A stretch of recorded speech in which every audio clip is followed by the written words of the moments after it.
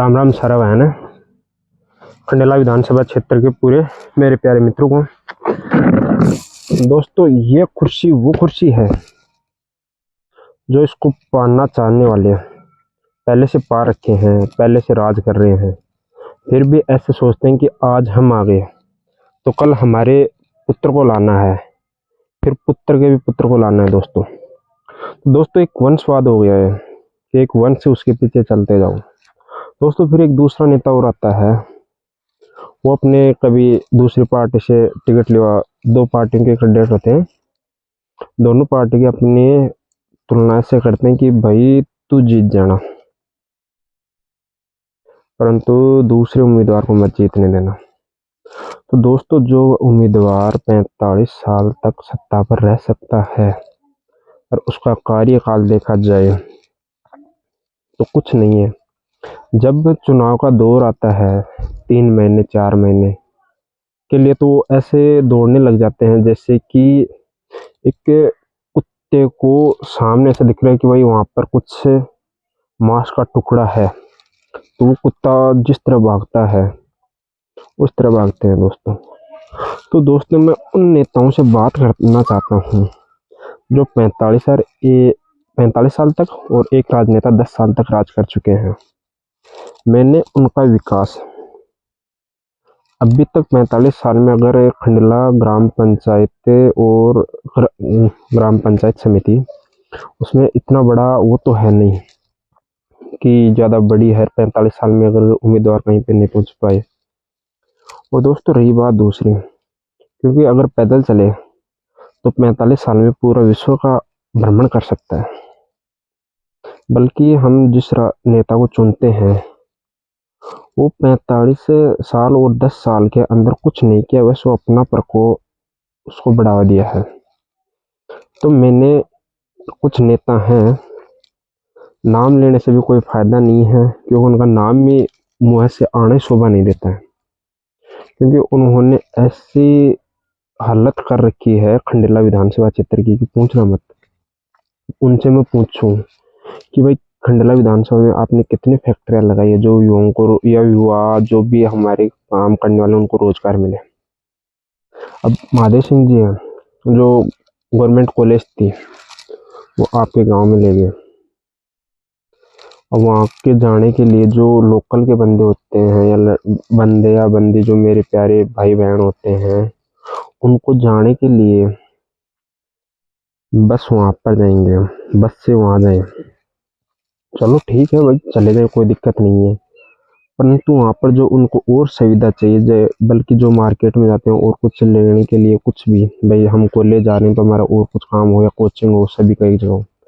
अब उस कॉलेज को होद में है वहाँ पर शिफ्ट किया हुआ है। तो दोस्तों होद जब ये गवर्नमेंट स्कूल खंडेला के अंदर होती है तो खंडेला के अंदर काफ़ी ग्रोथ आती, काफ़ी लोगों को रोजगार मिलता, काफ़ी दूर दूर से आने वाले विद्यार्थी होते हैं जो गाँव के अंदर डाँडियों के अंदर आते, वो खंडेला आते। अब दोस्तों की बहुत से लड़कियों और लड़कों को इतनी दूर पड़ जाता है, भाई गर्ल्स कॉलेज है तो लड़कियों को ही मानो कि भाई इतनी दूर पड़ जाता है कि वहाँ से आने खंडेला तक परिवार वाले नहीं आने देते, तो वहाँ को खुद कैसे आने देंगे। मैं उन मेरे प्यारे विधानसभा क्षेत्र खंडेला वासियों से बोलना चाहता हूँ कि जब एक मंत्री ऐसा बोल सकता है कि मैं एक वोट से नहीं जीतूंगा, एक मेन पॉइंट हो। दूसरा मेन पॉइंट हो गया कि कुछ महिलाओं ने उसको बोला कि हमने आज तक आपको वोट दिया था और अब वोट तभी देंगे जब हमारे घर में पानी होगा तब। दूसरा पॉइंट। तीसरा पॉइंट है दोस्तों, दूसरा पॉइंट का हम विस्तार से बात करते हैं। दोस्तों उससे महिला ने कहा कि 45 साल तक आपको वोट दिया है। जब एक बात मानो कि जब मैं 25 साल का उम्मीदवार हूँ वोट देने के लिए, कैंडिडेट हूँ 25 साल का, 25 + 45 जोड़ते हैं तो दोस्तों कितने होते हैं? 70 साल। 70 साल बाद में मुझे क्या चाहिए? जब मैं 70 साल का हो गया तो मुझे तो ऊपर जाने का टाइम हो गया, अब मुझे कहाँ विकास की क्या जरूरत है? तो दोस्तों ऐसे नेताओं को हटाना है, युवा नेता लाना है जो हमारे आगामी कार्य को सफलतापूर्वक बनाए, हमारी अच्छी व्यवस्था रखे, हमारी खुद सुने। ऐसा नहीं कि हम किसी दूसरे के द्वारा, अब हम नेता के पास मिलने जा रहे हैं, वो बोले किसके द्वारा है, ऐसे नेता के पास नहीं जाना। तीसरी बात रही कि तीसरा पॉइंट है दोस्तों, 2 पॉइंट मैं आपको बता दिया है। एक पॉइंट तो फर्स्ट पॉइंट तो पहले भी विस्तार से बताया है दोस्तों। तीसरा पॉइंट है कि बरसिंह पुरा स्टैंड पर ऐसा बोला जाता है कि भाई जब आप मेरे से नाराज हो या मेरे को वोट नहीं देना चाहते हो तो आप मेरे को छोड़कर बंसी जी को वोट दे देना। भाई प्रिय महादेव सिंह जी, जब वो आपको ही वोट देंगे नहीं देंगे तो आपकी बात ही क्यों मानेंगे। बरसिंहपुरा वाले इतने वो तो है नहीं कि भाई किसी की गुलामी करेंगे नेता की। उनके पास अपना मत है, जहाँ पर मन करेगा वहाँ पर देंगे, और वो आपके कहने से बंसी जी को क्यों देंगे। अगर आपका कहना मानते तो आपको भी दे देते। तो दोस्तों ऐसा नेता, मतलब एक नेता के पीछे इतना काफिला कर दिया है कि वो सोचता है कि और नेता नहीं है, बस हम दोनों का राज चले। तो दोस्तों उनको राज सिंहासन को ऐसा तोड़ना है, उनका घमंड चूर चूर करना है, क्योंकि वो भी सोचे कि यार आने वाले कल में हमें ऐसा नेता निकला है और हमें भी गुरूर हो कि हम ऐसा नेता को चुने जो हमें आने वाले समय में काम आएगा। और फिर दोस्तों अगला पॉइंट होता है, क्योंकि बहुत से वादे किए हैं भाई, कॉलेज बनवाना, स्पोर्ट्स ग्राउंड बनवाना और कुछ बनवाना। तो दोस्तों मेरे हिसाब से मेरे को कहीं पे ऐसा लग रहा नहीं कि कहाँ कहाँ पर विकास हुआ है। मेरे को लग रहा कहीं पर क्या होगा। तो दोस्तों मैं रोजगार के बारे में पूछूं तो रोजगार के बारे में मुझे कुछ नहीं मिला है। भाई ग्राम निमड़ा में हम क्या ढूंढे रोजगार, भाई यूरेनियम की वो निकली है, तो वो तो पहले से मतलब रिसर्च चल रहा था, अभी तक भी भाई उसका कोई वो नहीं मिला है, रोजगार नहीं मिला है। तो दोस्तों उसके क्या उम्मीद करें, क्या उम्मीद करें उस नेता से या फिर किसी और से, और नेता से। भाई जो 10 साल और राज करके गया था और 45 साल एक नहीं गया, 65 मतलब 55 साल राज कर लिया, तो 55 साल में जब मैं मेरे माता पिता से पहले राज करें तो क्या उम्मीद कर सकता हूँ मैं। और रही बात इन नेताओं की, ऐसे नेताओं को ऐसे करो इनके साथ कि उनको पता चले, क्योंकि युवा जब उड़ता है ना तो ऐसे उड़ता है। और जो हमारे खंडला विधानसभा क्षेत्र के हमारे प्यारे मित्र एवं मेरे बड़े बुजुर्गों से कहना है, क्योंकि इस वंशवाद को खत्म करो, जहाँ पर एक ही सत्ता आए, चाहे वो किसी भी प्रकार का हो, पीढ़ी दर पीढ़ी उसी का राज चले, ऐसी संस्था कहीं पर नहीं बनानी है, चाहे कोई किसी पार्टी का उम्मीदवार हो। क्योंकि जब हम एक उम्मीदवार को पहले पिछली बार कांग्रेस से टिकट मिली थी, उसके विपक्ष में ऐसा खड़ा हो गया, वो खुद नेता बोला कि मैं अगली बार चुनाव नहीं लड़ूंगा, और वो ही बंदा अगली बार चुनाव में खुद उम्मीदवार खड़ा हो गया। फिर दोस्तों फिर मतलब कि कोई सपोर्ट करे अच्छी बात है, नहीं करे तो भी अच्छी बात है, क्योंकि जज्बा ना वो बहुत बड़ी चीज़ है, और जज्बे और उम्मीदवार को उसी विश्वास के साथ ही जिताया जा सकता है। जैसे उम्मीदवार एक बार मतलब झूठ बोल दिया तो उस उम्मीदवार को भी मत लाओ।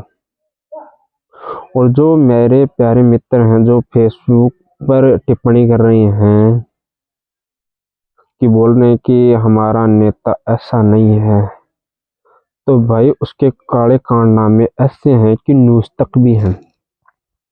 अब हमारे मंत्री जी ने एक बार लाइव भाषण में बोल दिया था कि कहीं बच्चा नदी में गिर गया था, मर गया था, तो डायरेक्ट बोल दिया था कि भाई ऐसा तो रोज होता है, एक बार तेरे परिवार में होगा ना तब पता चलेगा कि ऐसा रोज होता है। जिस दिन तेरे परिवार में हो गया ना, जिस दिन तेरे को पता चल जाएगा कि कैसा होता है। सबके सब माँ बाप के अपने बच्चे अच्छे लगते हैं, सभी माँ बाप को। जैसे आपको अपनी गद्दी अच्छी लग रही है ना, 45 साल से राज कर रहे हो, एक 10 साल से राज कर रहे हो, अपनी गद्दी पाने के लिए इतनी मेहनत कर रहे हो, तो सभी नेताओं को है ना अपनी गद्दी अच्छी लगती है। और एक युवा ऐसा है जो अपनी गद्दी को सिंहासन नहीं बनाना चाहता, परंतु आप जैसे एक शेर के पीछे जैसे भेड़िया हो रखे ना, उस तरह हो रखे हो आप। और मेरे को पता है कि मेरी विधानसभा खंडला विधानसभा के बड़े बुजुर्ग एवं प्यारे मित्र भाई बहन, मुझे पता है कि उस चीज़ को सच्चाई से लाएंगे और हकीकत को सामने लाएंगे।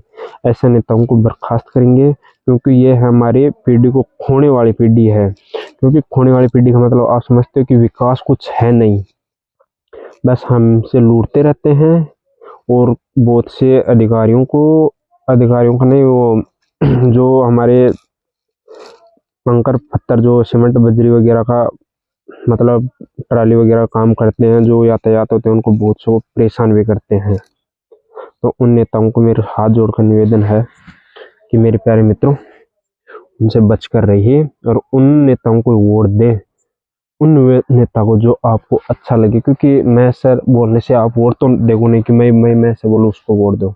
आपको जो नेता अच्छा लगे उसको वोट दो, परंतु आपके नेता की जो कमियां है ना, उसकी लिस्ट बनाओ कि ये काम हमारे घर पर नहीं हुआ, या हमारे गांव में नहीं हुआ, या हमारे मोहल्ले में नहीं हुआ, या हमारे शहर में नहीं हुआ। फिर उस नेता को ना वहीं से हटा दो। आगे जाकर ऐसा काम करेगा, जो दूसरा नेता आएगा वो सोचेगा अगली बार अगर हम नहीं किए तो यही जनता है, अगली बार हमें भी नहीं करने देगी। तो दोस्तों बने रहिए राकेश सर यूट्यूब चैनल में, आपका हार्दिक स्वागत है। जय हिंद, जय भारत। दोस्तों वीडियो को शेयर, लाइक, कमेंट करें ताकि हमें और भी अच्छा मनोबल बढ़े कि हमारे जो साथी युवा साथी हैं उनका क्या वर्चस्व है, और वोटों में उनका क्या मतलब अहम भूमिका है, और वोटों से उसे कितना क्या % फायदा होगा, और क्या क्या करेंगे। दोस्तों जय हिंद, जय भारत।